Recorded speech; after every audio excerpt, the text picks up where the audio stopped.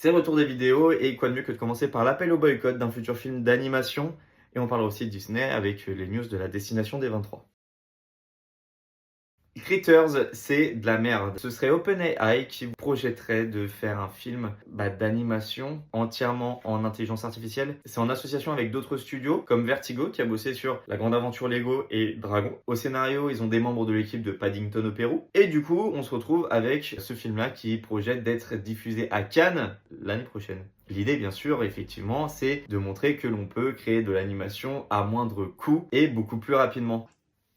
C'est tout simplement du foutage de gueule. Il y a un court-métrage qui est sorti en 2023, il est immonde, il est nul à chier. Et certes, l'intelligence artificielle a évolué depuis et ça fait encore plus peur justement. Je rappelle que l'intelligence artificielle, elle ne fait que reprendre ce qu'elle trouve sur internet et du coup elle vole le travail des artistes. Donc non, ce film-là, il va falloir le boycotter, il va falloir ne pas aller le voir. Mais voilà, ils veulent en faire un événement, donc je ne sais pas à quoi on peut s'attendre. Et c'est du foutage de gueule, parce que en fait, gagner du temps, gagner de la main-d'œuvre, si ça marche, et bah du coup, les gros studios vont vouloir le faire, Netflix, Disney, etc. On va se retrouver avec de plus en plus de petits studios qui sont sous-traités justement par les gros studios qui vont devoir mettre la clé sous la porte, et c'est déjà le cas en France et partout dans le monde. On se retrouve avec des étudiants qui ont fait des années d'études, qui ont contracté des crédits et qui se retrouvent du coup à ne pas pouvoir travailler dans leur domaine. C'est un circuit qui est beaucoup plus fermé aujourd'hui qu'auparavant. Et du coup, il y en a qui cravachent et qui continuent, mais qui n'ont pas de salaire tous les mois et qui sont persuadés qu'ils arriveront à trouver du travail. Et je leur souhaite de tout mon cœur. Et il y a ceux qui vont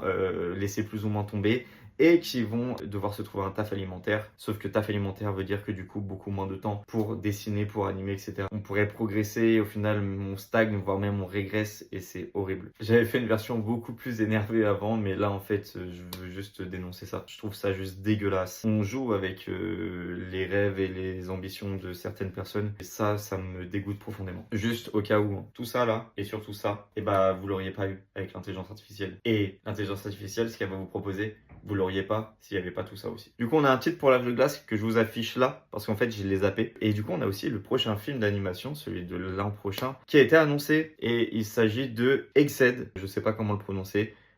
Exid, je sais pas.